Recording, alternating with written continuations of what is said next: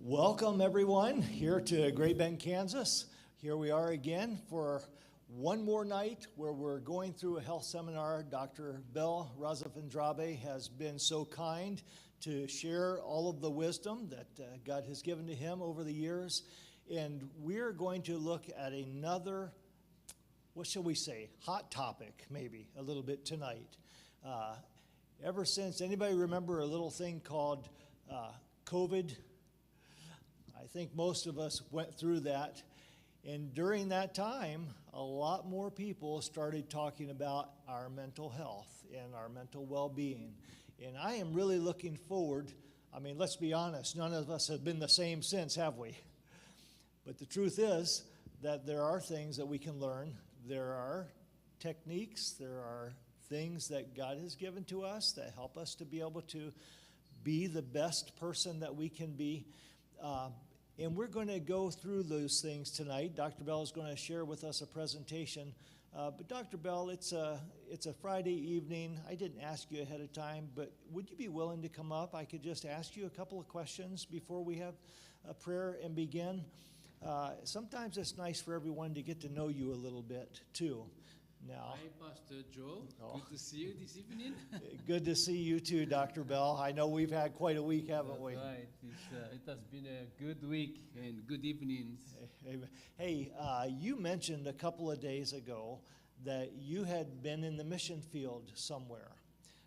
Can you tell us a little bit about that, where you were, what you were doing, and how that was part of your, well, what's the right word? Your journey to where you are today. Yes. Well, when I just graduated from medical school, I chose to be, I've been working as part-time for the conference as health ministry director. And so I've been helping in health ministry, preaching from church to church. Then when I graduated, I went to Africa, in Lesotho. There is an Adventist hospital there called Maluti Adventist Hospital, and so I went to serve there for 2 years. Wow. Now you said Lesotho? Lesotho, yes. Wow, that's, when I think of Africa, I think of all the safari, I think of all the great vast open territories, and way up at the top and way down at the bottom towards South Africa. Where were you? Where is Lesotho? Lesotho is landlocked within South Africa. It's inside of northern part of South Africa, landlocked, a small country. And so I didn't know about Lesotho before, but this was, I just learned that they needed someone, and I volunteered to be there. I did not know anything much about this hospital when I left. Wow, and you were country. There serving as a missionary doctor. I was there as a missionary physician. I did not even speak much English when I arrived there. The country, most likely 80% of population speaks some English. So this is a challenging environment for me to start a ministry, but within 6 months I was able to function well and able to communicate well with the local people. Wow. Would you say that maybe through the course of those 2 years, you maybe had a couple of things like you're going to talk about tonight where you were like, okay, I need to have some good mental well-being so that I can really be the best that I can be? That's right. In among the most difficult time is the most opportunity we can have. So the challenge can be an opportunity, and I had the privilege of being part of that. That's great. I know that you all are so excited. I would love to just listen to mission stories. That's right. But I know you've got the whole thing to cover. Maybe you'll share some stories tonight. I don't know, but we haven't had prayer together up front. Maybe we'll do that tonight. Let's Is that okay? That would be great. All right. Dear Heavenly Father, we thank you so much for Dr. Bell, for his desire and willingness to be able to share your wisdom with others. And as he put it, ancient wisdom last night, we know that you were from everlasting to everlasting, and forever thou art God. And we are thankful that you have great things that we're going to learn tonight. And so be with him as he shares those things with us tonight. Fill him with your... Some practical evidence-based way to manage stress. And we also reflect on how our faith can support us through life challenges. And so let's discover those opportunities. Mental well-being and stress management. The biology of stress. Stress has some biology behind it, and we will cover that tonight. You know, we often think of stress as purely negative. Stress, but it's actually a built-in survival system. Our body are wonderfully made and designed to protect us from danger. So this system kicks in when we perceive a threat, whether it's a physical danger or a looming deadline. It's an ancient mechanism that has kept humanity safe for millennia. So understanding the basic function helps us to see stress differently. So as we see in a picture, stress is a survival. The brain and body prepare to meet a demand that is in front of us every time. So when we detect those demands, then the brain sense the challenge as an opportunity as well. So it mobilizes energy. And this energy that mobilizes activates resources to meet the demand. And so that type of activation of resources that the brain has causes the things, the body, the lungs, the muscle, the immune system to really move on to meet the challenge, and then later on return to the baseline of balance. So stress is a survival system. So let's explore how this survival system can be both helpful and can be harmful. So use stress.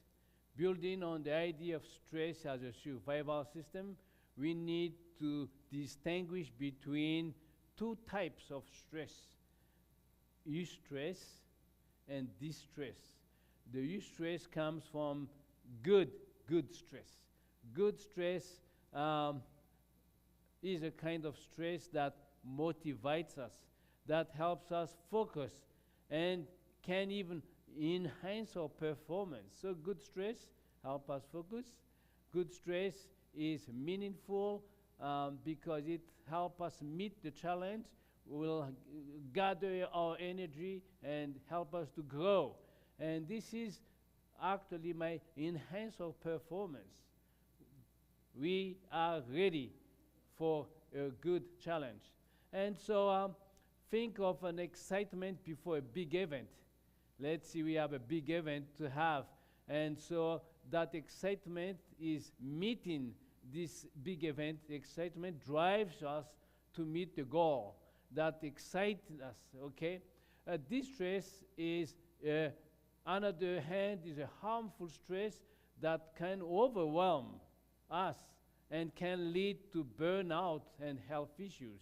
So it's crucial to recognize the difference so we can cultivate a good stress and minimize the distress. So as we see here, we have a good stress that help us climb higher, motivate us, help us to be focused, and help us to grow. And the distress is something that really too much pressure in our part, and we can have this constant worry and fatigue and lead to burnout, and it can tear our health out.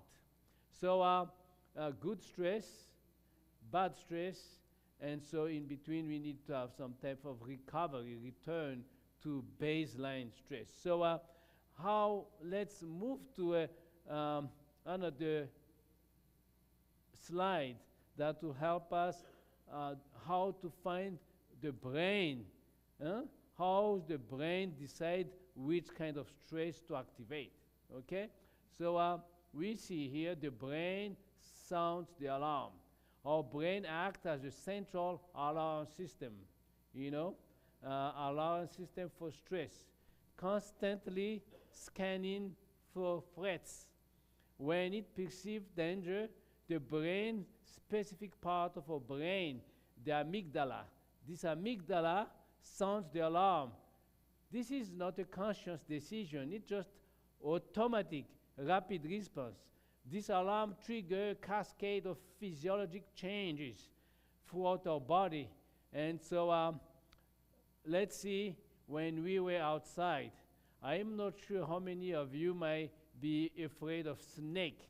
When you can see a snake just rolling under your pews right now, some of you might be not happy with that. And this can create in the brain an amygdala and say, wow, this is danger.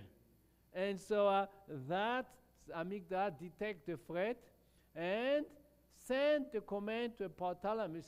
And so say, this is really a threat, this is something scary, and our hypothalamus sends the command. And so there's a nerve system in your body, the sympathetic and the parasympathetic. One is the gas pedal and said, let's fly, or let's fight. And so the parasympathetic kind of break. So we can see the brain sounds the alarm, and so either to move the gas pedal to mobilize us, to boost the energy, to increase our heart rate, or to slow us down and say, it's nothing serious, calm down. And so this brain that sounds the alarm, and what's the first powerful chemical released when that alarm goes off? Well, the most powerful chemical that released when this alarm goes off is the adrenaline. You have heard about that adrenaline. That gives immediate power. This adrenaline is the first responder, giving us immediate power. This powerful hormone surges through our body, preparing us either for your flight or for your fight. You may see a dog who is laying comfortably and may find alarming cat just pass by. At the first sight, he can say, oh, what is this? Kind of scared and then ready to fight. So this is our heart rate increases, our senses sharpen, our muscle tense, our eyes open. It's an incredible burst of energy designed to help us react quickly to danger. And this is why you may feel a sudden jolt of surge of energy when startled. This is the adrenaline thing here. It faster, the breath quickens, the muscle tense for actions, and alertness and energy raises. My heart pounded, your muscle is tight, and your alertness is wow. And the adrenaline is not the only hormones that is play in our stress response. There is another key hormone that keeps the system running, and that is the cortisol. The cortisol keeps the system running. It helps the body running smoothly day to day. Cortisol is a vital for so many functions beyond just stress response. It helps regulate our metabolism, reduces inflammation, and even influence our sleep-wake cycle. This hormone is essential for overall well-being, helping us to adapt various demands. As we mentioned here, that the cortisol is help mobilize glucose. Glucose is the source of energy that we have, and cortisol trigger that. And so when when the challenge passes, the cortisol actually turned down. And so the cortisol is located in above the kidneys, the small organs above the kidneys, but it's really powerful because it regulates the glucose source of energy, it regulates human system, it also designed for pause, and it activates some mood and also has to do with cardiovascular support. So cortisol is the another hormones that is triggered from the brain through this axis that we see, brain, pituitary, adrenal gland, production of cortisol. Okay, now, but what happens when this essential system is constantly activated? We have this adrenaline is the burst, cortisol keeps system running, but if this system keeps running, what happens? Well, when we have this chronic stress and the cortisol and adrenaline keeps the alarm on, this stress becomes harmful when the body cannot return to baseline. It becomes harmful. Our body cortisol system gets stuck in an on position, like a smoke detector that never turns off. This isn't just about feeling overwhelmed. It's a physiological state where our body is always preparing for a threat. And this constant activation can lead to a range of issues, from difficulty sleeping to problem with digestion. It's like having a smoke detector that never turns off, constantly draining its battery and making it hard to relax. As we can see here, that the light is on all the time. It affects our sleep. People may not have a good refreshing sleep. It can affect the mood, that being irritable. It distracts our focus. It affects the blood pressure and causing stress that is there all the time. So we need to get from this type of alarms that is on all the time to a recovery mode that we can have a better sleep, a balanced mood, good focus, and calm blood pressures. So this is something that is really on if the stress is all the time. Now we get into a stress shapes our decision. This constant state of alarm doesn't just affect our bodies. It profoundly shapes the decision we make every day. When we are under chronic pressure, our brain tends to prioritize immediate survival over long-term planning. When we have some alert, have some danger, for instance, if we have a tornado here, I'm not priority anymore. You will say, I need to go somewhere, find something. This is what affects decision, stress, because as we know that this path, this can lead to impulsive choice, difficult focuses, and even a narrowed perspective of solutions. We might find ourselves reacting rather than thoughtfully responding. And understanding this link helps us to see why self-care isn't just a luxury, but a necessity for clear thinking. How to keep our clear thinking awake. This is a path of threat focused foggy. We just find out what is the immediate. We might run into some decision that we don't even want to do when we are stressed. We might say something that we shouldn't have said. We might eat something that we shouldn't have eaten because of this stress affect our focus, affect our priority, and we may regret when it's done. But we need to have this intentional path, clear, spacious, and grounded. How to get into that type of choice um, become reactive, you know? Now, how does our body try to tell us it's under stress? It's not only stress shapes our decision, but the body can tell us it's under stress. And that is stress speaks through signals. Signals. Our body is sending signals about our stress level if we only learn to listen. These signals can be subtle at first, like persistent fatigue or muscle tension, but they can also manifest as change in mood. It can manifest as a sleep patterns or even the digestive issues. These aren't just random symptoms, they are our body's way of saying, I need a break. So the body, the stress speak through some type of signal that we need to detect, okay, because it's there. I need a break. Paying attention to these cues is crucial for health and well-being.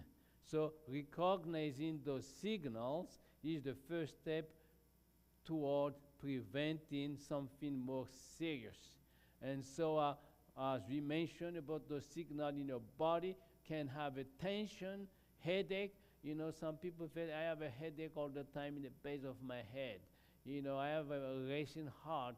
I have a fatigue. I feel tired even though I don't do anything.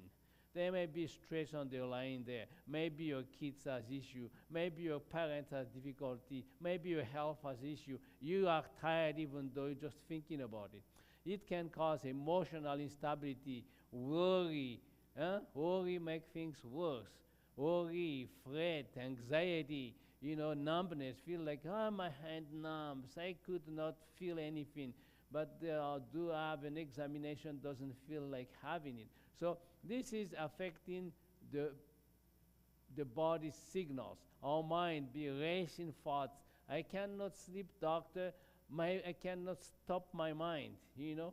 That's something that's happening. You cannot stop our mind. You have some rumination, indecision, and our behavior can be either I cannot attend in church because of something withdrawal. I cannot meet with someone. You know, this stress is really affect our social relationship. It may affect our work. We might cause procrastination and say, I will not do this today. I'll do it the next day. So when you have those type of thinking, when you have this type of behavior, those are signals that there is something not going well in you. So what happens if we ignore this signal for too long? Well, if we ignore this signal for too long, then eventually lead to burnout, a state of emotional, physical, and mental exhaustion. Burnout isn't just feeling tired. It's a profound depletion that impacts every area of our lives. You are burnout. You know, it's happening and seen in physicians that burn out. So many interns have a lot of tasks to do, and they could not keep up with the demands of the need, the attention, and they can be really feel burnout. I have seen and heard about during COVID system when a lady was on news the other day, a very good emergency physician who noticed all the death that happening in the work environment. She left and went to different states to take a break and then had committed suicide. You know, the burnout can affect our planning, you know, can lead to some depressive mood. The good news is that by understanding the signs, we can intervene early and prevent it from taking hold. So early detection of these signals allow us to take proactive steps toward recovery and renewal of well-being. So think about these signs can effect of the burnout: sleep changes, irritability, fatigue, low motivation, you know, and when someone is kind of hard to be approached, irritable, critical to you, and you feel like, help him. It might be a burnout sign. If you have that and people feel like you have changed lately, think about that. That's a sign that you need to refocus. Fatigue, low motivational, withdrawal, or reduced effectiveness. These are a sign that burnout begin in our life.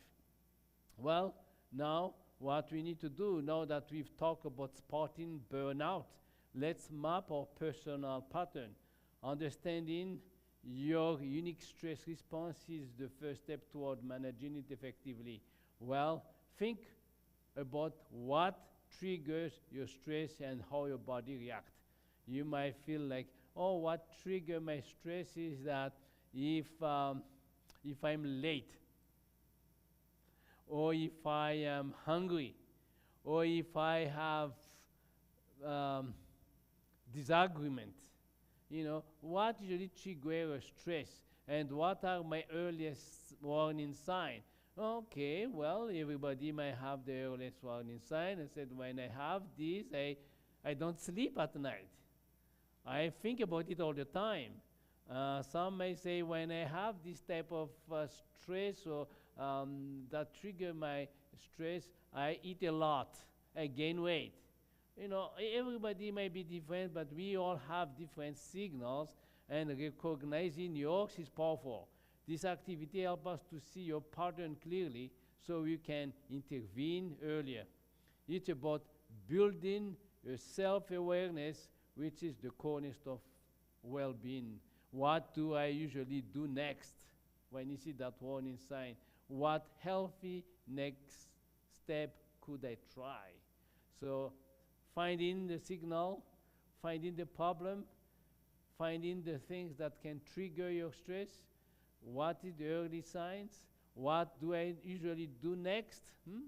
What healthier next step could I try? If you have some issue at work that created this signal, do you say, oh, let me go home today?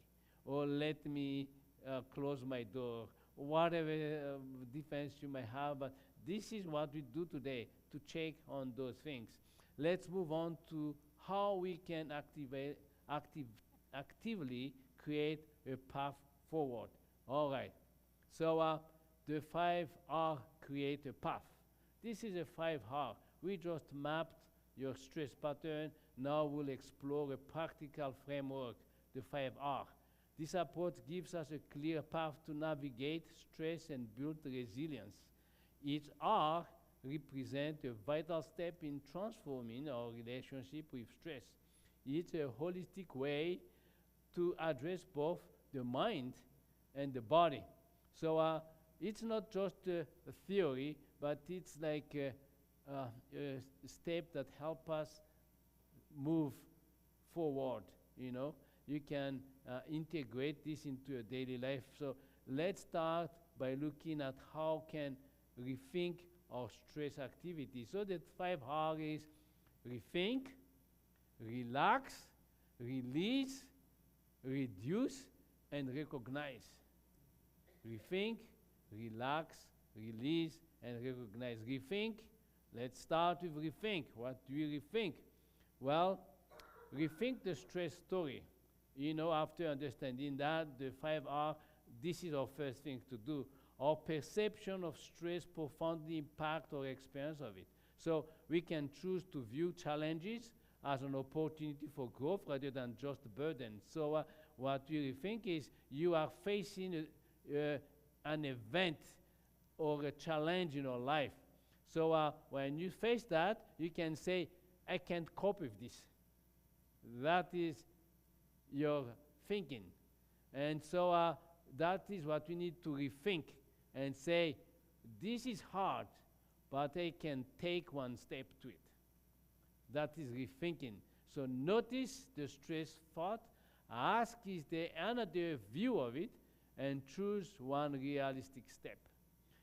When we have been asked to do something or someone tell us something that we don't like, you can hold on a little bit and rethink about it, and then rephrase it and find some way to do something that is not that hard, but you can make a challenge. And if you overcome that, then it's an opportunity for you to grow. Rethinking the stress story. This is, rather than, it's about denying difficulties, reframing a theme with more empowering narrative. So let's explore how to relax the body, which is often the first place stress manifests. We talk about rethink, now relax the body. You know, our physical state deeply influences our mental state. When we calm our bodies, we send powerful signal to our brain that it's safe to relax. And simple technique can make a big difference here, helping to break the stress cycle. The stress in the body said, man, I cannot do this.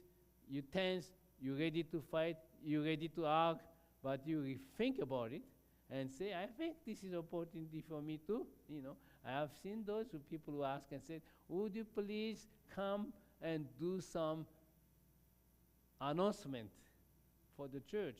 Man, I cannot do that. It's difficult. I said, think about it. And when you rethink and say, I will try, and felt that it was not as difficult, that is growth. And that is the growth that we mentioned here. And it just help you relax, you know, just feeling good. Someone who have not done anything, did something, and felt good about it, have opportunity to face higher challenges. So it relax, a calmer body gives the mind more room to choose. It helps slower breathing, make sure you ground it, and make sure that you relax. When you relax, take a breath, very easy, deep one, then it will help us to feel like, let me take a rest a little bit. We think, relax. If we calm, you know, someone who is under this type of tension all the time, they feel headache constantly. They have this pain in the mandible, I mean TMJ, you know, because always tighten up the muscle of the jaw, and so painful. But if we can relax that, relax, it will be helpful. Once the body is more relaxed, we can then work on releasing build-up tension. So relax, next will be release build-up tension.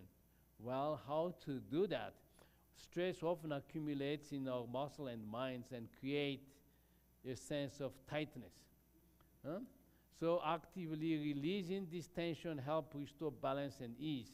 It's about consciously letting go of what I've been holding on to, both physical and emotional.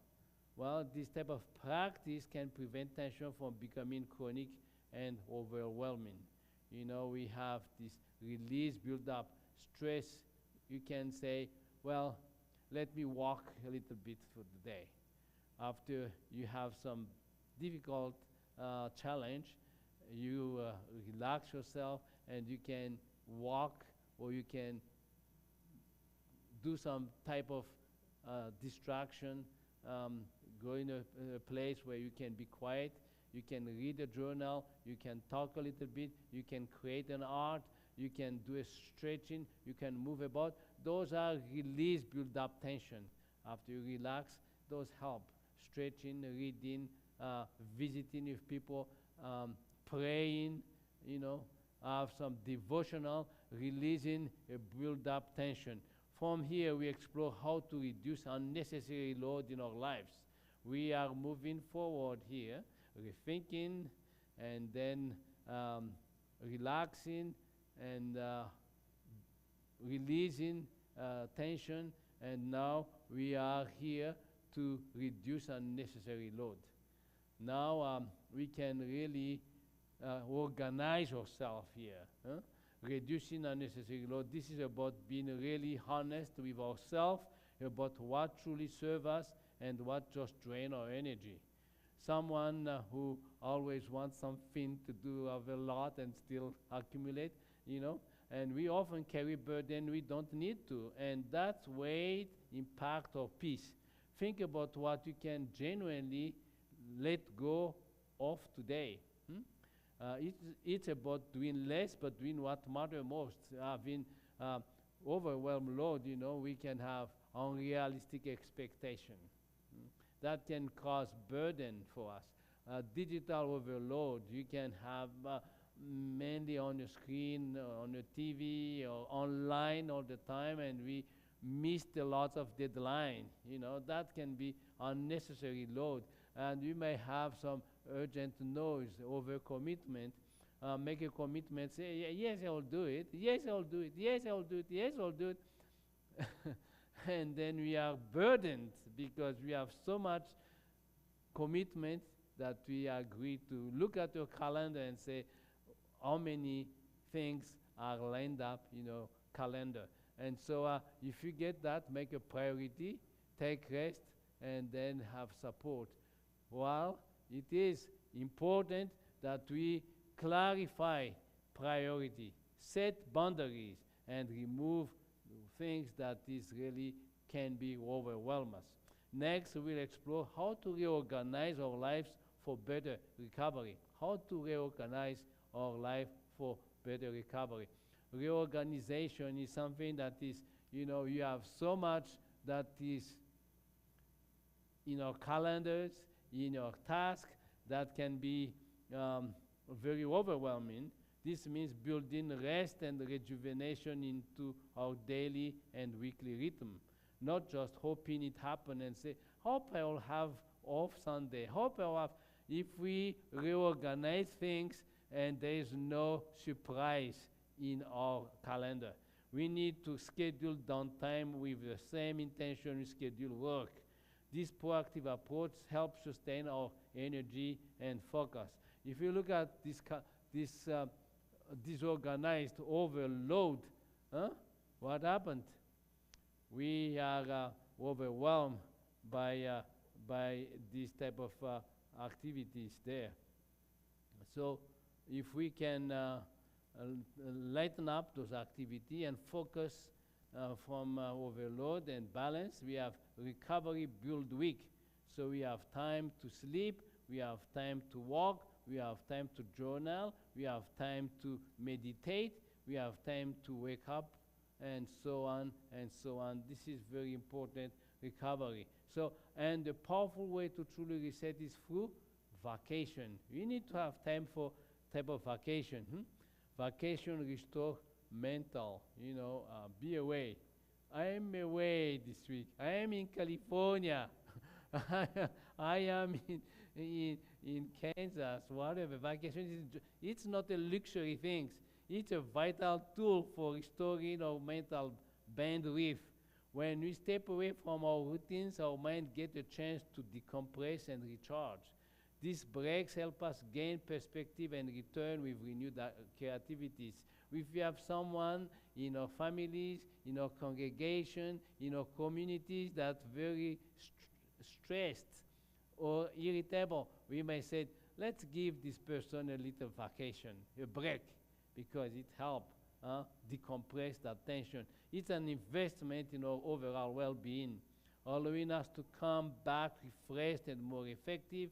And speaking of refreshing, we can talk about the power of nature. But the vacation here is just distance from demand. You know, we can really turn off your cell phone. May say, I turn off my phone from 9 p.m. until 6 morning or something. Or I can turn off my cell on Sabbath. I'm not sure what you do, but distance yourself from demand, protecting time away that interrupt routine, that stress you. Then the rest of recovery, a short vacation trial found immediate improvement in perceived stress recovery and well-being. And so vacation, I mentioned that, rest every day at night, rest once a week, Sabbath, rest on vacation. Those are vitamin R, okay? Now let's take a look at the power of nature. Nature helps nervous system reset. When you talk about restoration, Nature offers a profound way for our nervous system to reset. There is a deep calm that comes from being outdoor, surrounded by natural beauty. Even though getting into a backyard is helpful. If you get into a backyard, see bird and fly and the breeze, that is very helpful. Research actually shows that time in nature can reduce stress hormones and improve our mood. And so lower the stress, restore your attention. Nature supports your focus. You have more clarity and mental restorations. Those exposure to nature help you to what? Have a calm mindset. So I encourage you to try that. Ground in the present. So brief outdoor pauses act as a grounding recovery cues. Very important that nature really help our nervous system. Even though you don't have to travel far, even though you can just get into a backyard and spend few minutes before you go to work or during lunchtime, see the green grass, see the leaves of the breeze. It's helpful, even 5 minutes or 10 minutes break. If you are at work, burdened and so on, get out a little bit, have sunshine, look at the nature, that will help decompress you, and so on. So this is reconnect with ourselves and find peace here. So how can we intentionally engage in nature? Let's explore mindful observation. All right, mindful observation for outdoor. Taking our connection with nature a step further. A mindful observation outdoor invites us to truly engage our senses. And this is what we are coming to Sabbath. It's not only something that it's happened, but we need to be mindful, observe it. This means slowing down, noticing the small details. You know, how much have you been looking at what you have as a simple things, to get into the flowers, the roses, and look exactly, take in your mind and say, look how beautiful this flower looks like. Look at everything and observe it mindfully into details and enjoy. And this means slowing down, noticing the small details, being fully present in the nature world. It's about observing the intricate pattern of the leaf, listening to the birds, feeling the sun's warmth. This practice helps quiet our mind and bring us into a present moment. So offering a deep sense of calm. This intentional presence can be powerful antidote to a busyness of life. So we talk about the rethink. Rethink. We talked about what else? 5R. Rethink. Number 2. Huh? Rethink and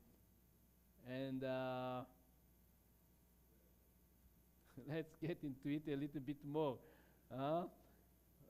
That's the thing. Okay. Rethink the stress. As you say, I can cope with this. Rethink about that and say, it's not that hard.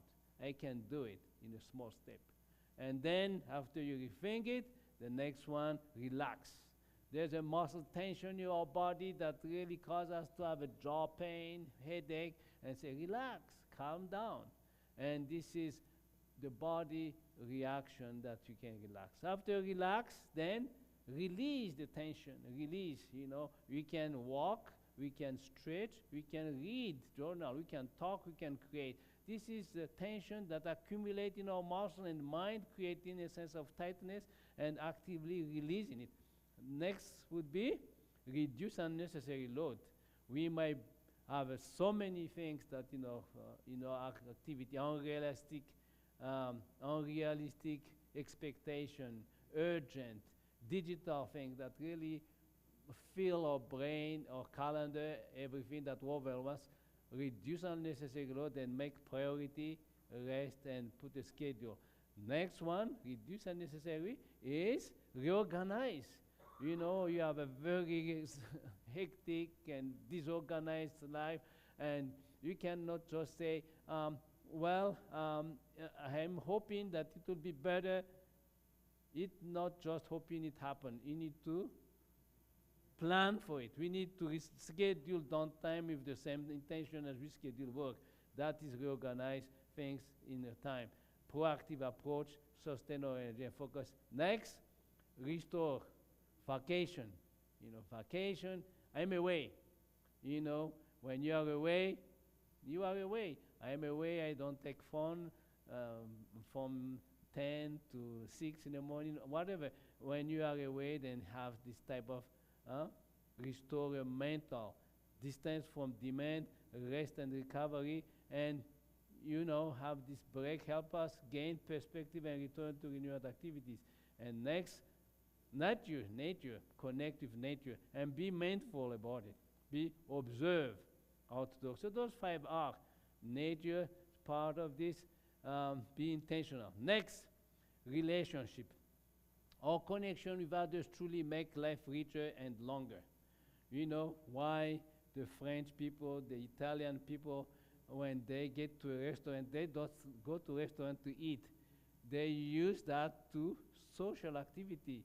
One time when I was a medical student, I drove taxi, like Uber. I stop at those restaurants, big hotel.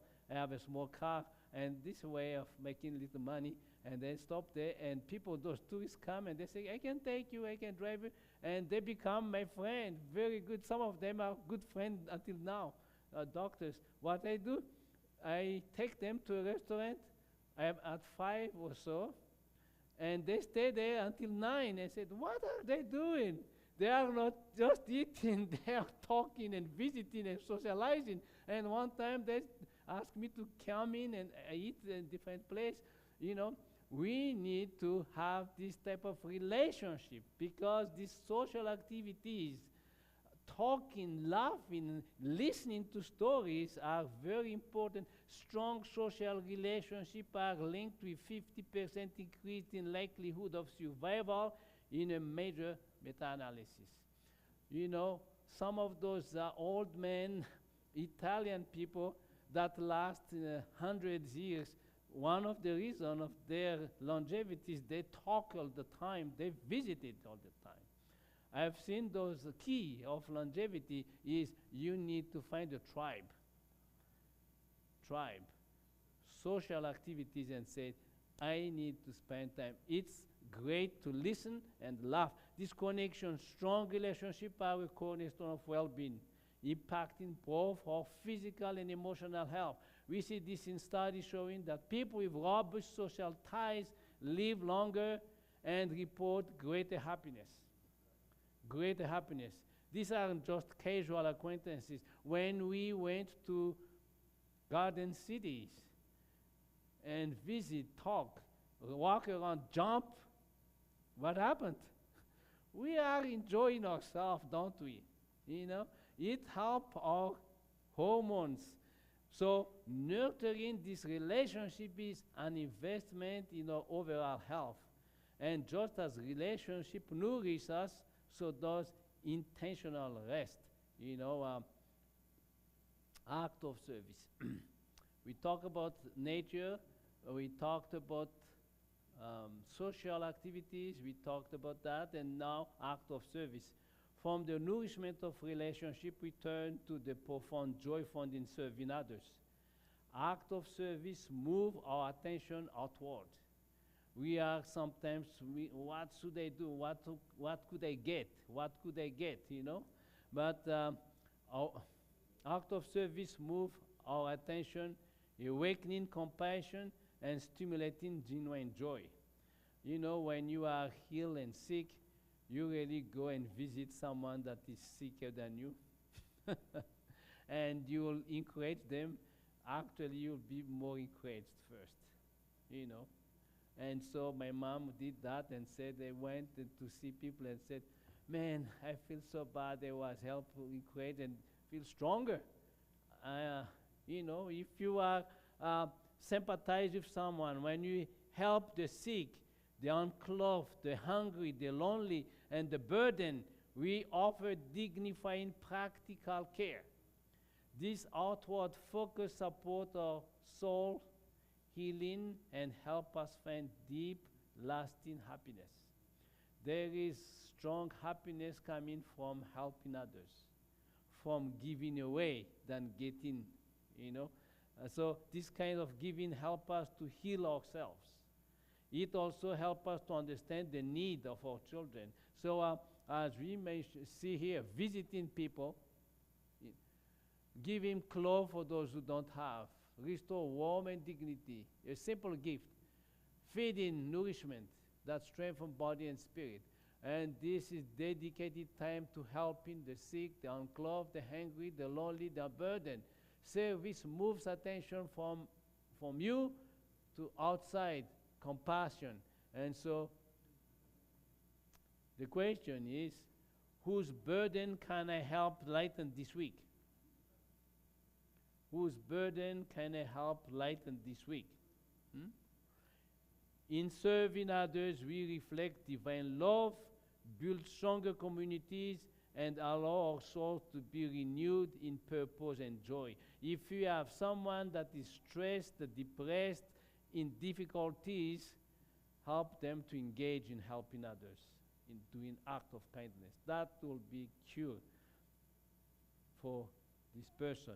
Now, and it also helps us understand the need of our children. If our children sees us doing something good, they will imitate it. They will. Children also need some balanced days. Just as our relationship nourishes us, we need to consider how we nourish our children. Children thrive when their days are balanced, offering a mix of mental, physical, and creative activities. This balance prevents burnout and fosters holistic development.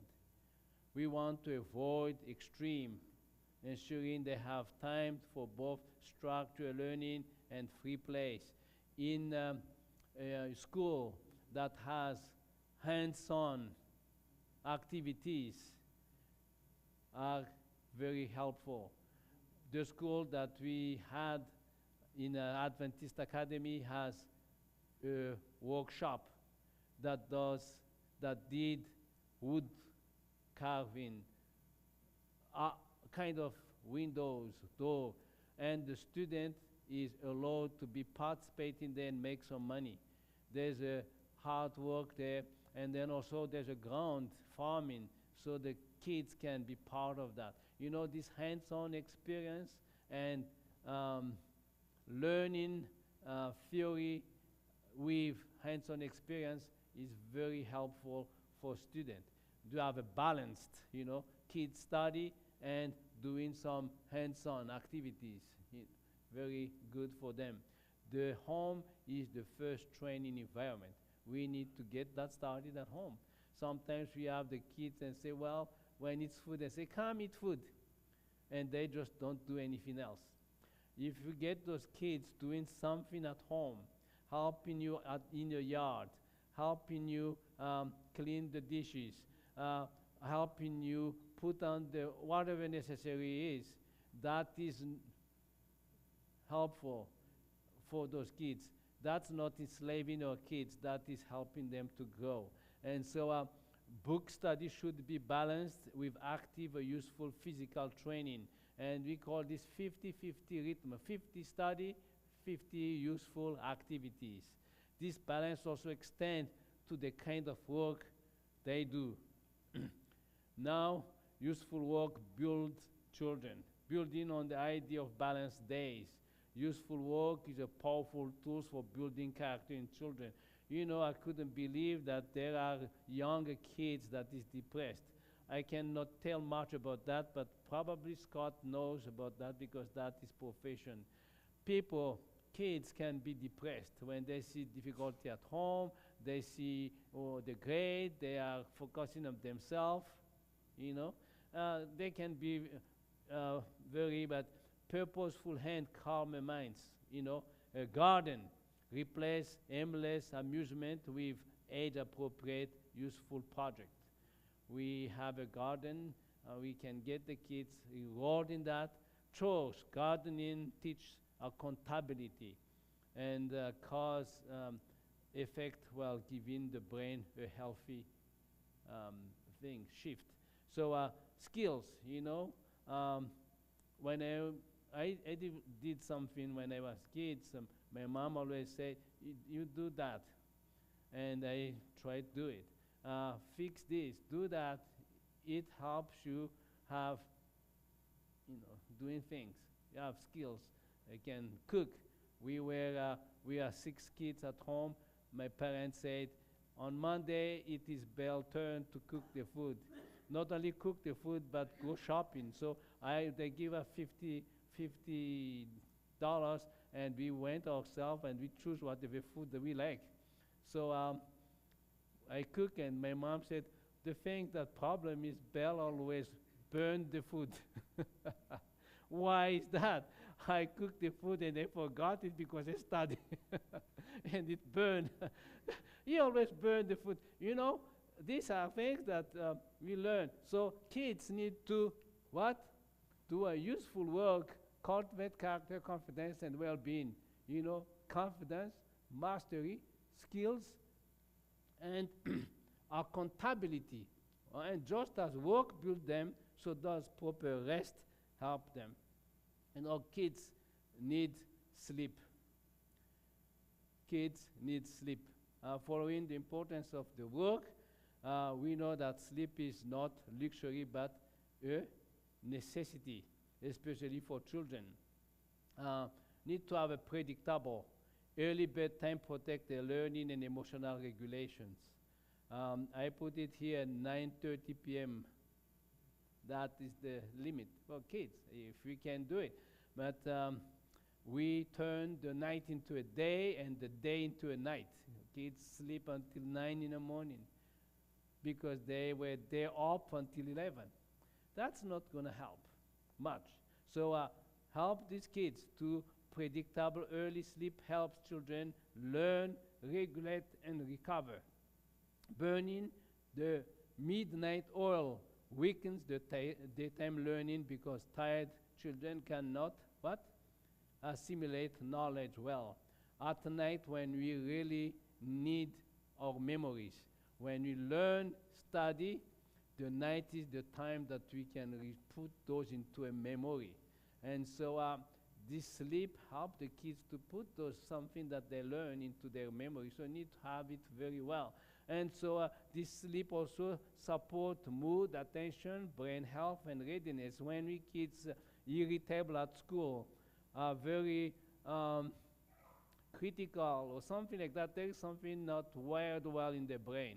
They are not, didn't sleep well. If it's someone that is critical, tell them go sleep better because maybe a sleep issues. As we know here, that is very important. So sleep need rest, predictable, adequate sleep allows the brain to consolidate information. This consistent rest prepare them for a day ahead and much like a larger rhythm of recovery. Now, what rest do we need? Sleep is a daily rest, but there's a rest that we all need, Sabbath. Sabbath build recovery. Just as sleep protects learning, we are entering into the Sabbath very soon, in about 1 hour. The concept of Sabbath offers a powerful framework for recovery for all of us. It's about telling aside dedicated time for rest and renewal. This is the weekly rest, vitamin R. Day 1, Sunday, day 2, Monday, day 3, Tuesday, day 4, Wednesday, day 5, Thursday, day 6, Friday, and day 7, Sabbath. We look at that. The 10 Commandments about Sabbath is linked of 6 days you work, you know. If we don't work for 6 days, you don't need the Sabbath. We need to do something for 6 days, so the Sabbath is meaningful and helpful for us.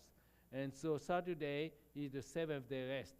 It's a time to restore, to have connection, relationship, worship, contentment, and you need to set boundaries and say, this is the time that I want to be untouched. Sometimes we feel like it's a mandatory, a burden. And when is the Sabbath over? No.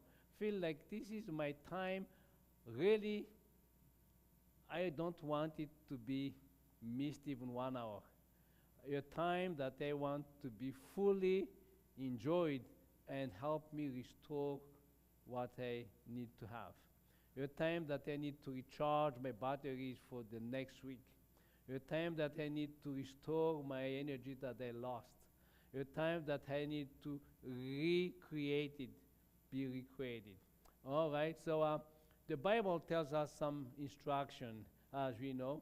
The Bible offers anchors, building on the idea of intentional rest. Many find profound stability and guidance in the Bible. It serves as a reliable anchor, offering wisdom and comfort in life's storm. You see what's in 1 Timothy chapter 6 to 18. Enough for today is the burden. Don't worry about tomorrow, but what we have is enough for today. In the Philippians says, prayer and thanksgiving and peace should be offered with gratitude and so on. The Bible. Philippians 4:11 and says, learn about content. Learn about contentment. Isaiah chapter 26:3 says, steady peace. What helps me receive peace and practice enough for today? The Bible has promises. The Bible has direction. The Bible gives you some instruction about where to find this time of rest. So it serves as a reliable anchor, offering wisdom and comfort in the life storm. This is a framework for understanding purpose and navigating challenges. Well, I hope we find those promises useful. And sometimes even with this anchor, we still need a helping hand. We may need a helping hand when support is needed. Seeking help early is very important. And as we learned at the beginning, that stress can give us signals. And detecting those signals of problems help us to really see if you need support. There may be some professional support that we need. This is called 988. If there is immediate danger, if someone who say in crisis of thought of harming himself, there is 988 there. But when need help, do that. Those are trusted people that you find. Come and visit them. A pastor, a clinician, a community support, crisis support. There are people around you that are ready to assist if there is support needed. And connected with professional and counselor, seeking guidance from a mature mentor could mean talking to a trusted friend is very helpful. When you talk, we release these problems. When we have problem, when we share it, it's getting light. When we have a joy, when we share it, it's getting more. So it is very, very important. So let's go into our 7-day stress reset. What are they? Your 7-day stress reset. Small action, repeated, consistent, create resilience. We talk about this. Number 1, rethink.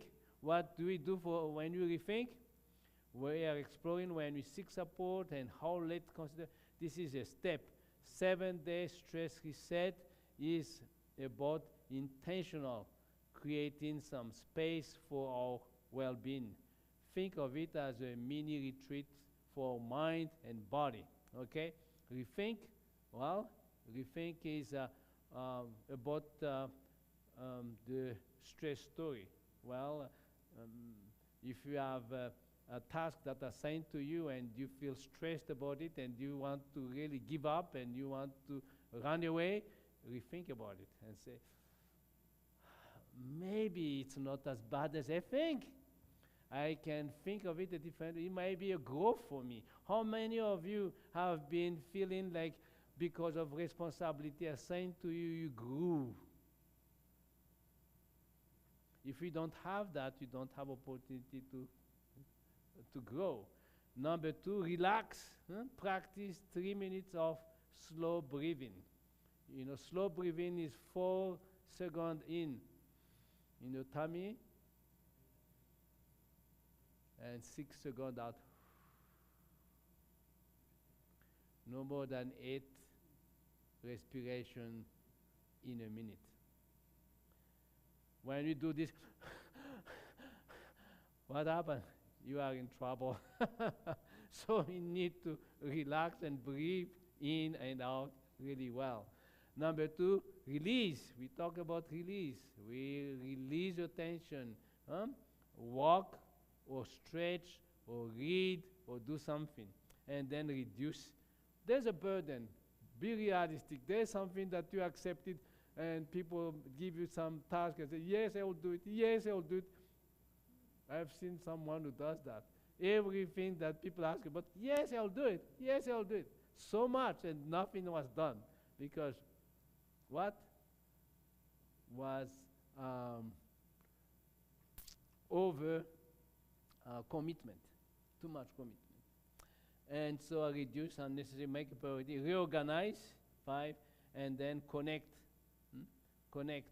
We mentioned about social connection. Connect, ask for support and share, and then reflect. Reduce, help, repeat. Rethink, relax, release, reduce, reorganize, connect, reflect. We are aiming for small, consistent action that adds up to a significant shift in our daily life. So what made this look like for you? You know, as we near the end of our time together, let's take a moment for some closing reflections. As we mentioned, you say notice earlier, pause sooner, choose one helpful steps. As I mentioned, that there's a signals that really tells you that you are about to burn out. You're getting irritable, you don't get sleep, you are withdrawing from, said, oh, I'm not coming to church because so much activity there. That is a sign that you are about to be burned out. Rethink. Notice things earlier and see the sign in your body. Pause sooner. Choose one helpful next step. And then when you get done, let's turn our thought to a powerful promise of care and support. Cast all your anxiety on Him because He cares for you. This is God's promise, and I hope that you will use that. And that is the end for tonight. I have some workshop here that we will get through that a little bit and then apply it for ourselves. Today is the day 6. Tomorrow is the end of the seminar for health about lifestyle. So I hope you learn something from our weekly week seminar, and wish you be here again tomorrow. Bring more friends, and as we conclude our health meeting. Let's have a prayer. Oh, Heavenly Father, as we talk about well-being, how to manage stress, we are created to be happy. We are created to be content. But life can be difficult, and we might be overwhelmed by something around us. And your promise is sure. Bring your anxiety with me. I'll care for you. Help us to manage our health, manage our time, help us to be involved in helping others, because that will help us further. Be with us as we enter the Sabbath. In Jesus' name we pray. Amen. Amen.